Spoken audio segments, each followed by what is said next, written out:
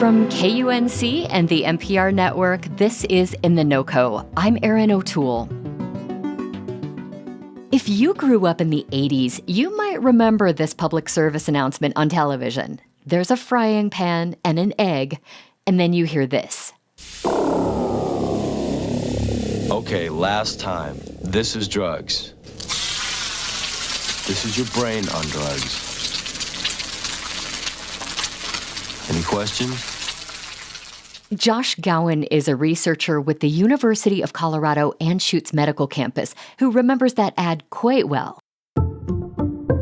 Anti-drug PSAs like this one inspired him to study the effects of marijuana use on the brain and find out if that fried egg analogy is accurate. The commercials and some of the messaging gave this impression that you use once or twice and then suddenly something drastic happens to you. And that just did not match the reality that I experienced. So Josh, who is a neuroscientist, looked at more than 1,000 scans of people's brains. And he saw something notable in the brains of frequent cannabis users, a reduction in their working memory, which is the brain function that helps people keep track of what they're doing. Josh recently published his research. He joined me to explain what his findings mean for cannabis users and what kind of tasks might suffer if your working memory deteriorates. Working memory is the type of memory where you have some information that you've just received and you need to do a few things with it before either discarding it or maybe transferring it to long-term memory storage. So the example that I think is most relevant here is just imagining you're driving down the road, you look over the shoulder to check your blind spot, and then you say, okay, nobody's there, so I'm going to change lanes. You definitely want to remember what you saw before you make a decision. Right. Or for example, like if you've got a bill at a restaurant and you want to know how much you should tip, you do a little bit of mental arithmetic, and that type of stuff is like working memory. It's quite important, especially when driving. Yeah. Josh, you were looking at what are called functional MRI scans. These are snapshots of a person's brain activity while they perform a task. What does the brain look like in one of these scans when the working memory is reduced? So what we're looking at is blood flow to brain regions when the person is doing the task. And there's a couple brain regions that are consistently activated by the working memory task. They're really strongly on board every time that people engage in this working memory process.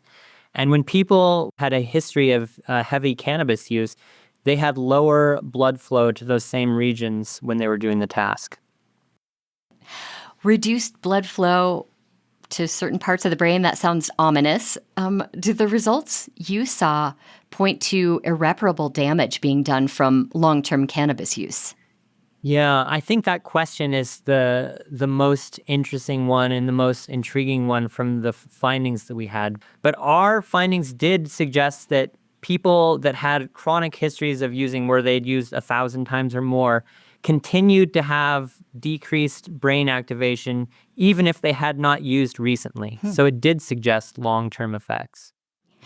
So, Josh, if someone who hears this interview falls into the category of a lifetime user, that would be having indulged 1,000 times or more, how should they be thinking about these results and their mental capacity? One thing I would say is that these are just general patterns, so it doesn't mean that anything for any individual is guaranteed. You know, you always hear these stories about the person that lives to 100 and drinks and smokes every day, you know, so there's exceptions to every rule. Right. But what I would say is that while we did see decreases in brain activation, they were what I would call a small effect size. So that would translate into, it's not going to turn Albert Einstein into Fred Flintstone, but it might add a cloud into an otherwise clear sky. Okay. All right. I can visualize that. Recreational cannabis is, of course, legal in Colorado and 24 other states.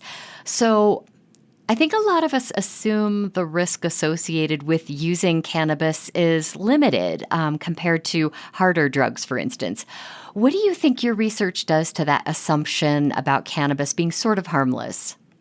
Yeah, as many places are grappling with legalization and many people are wondering about what their relationship with cannabis should be.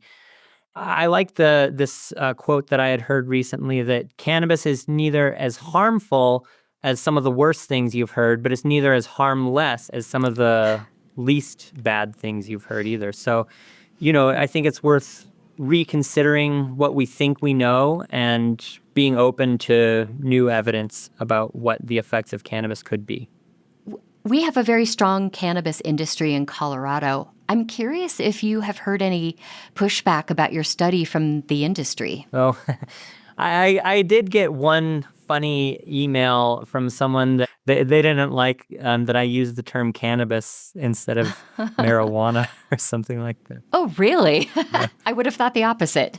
Interesting. Yeah, I mean, I think that they felt like my agenda might have been to tell people to stop, using cannabis or something like that. I wouldn't say that is my message, but I think they felt like it was, and they didn't like that. So some people use marijuana to feel more creative or to think differently.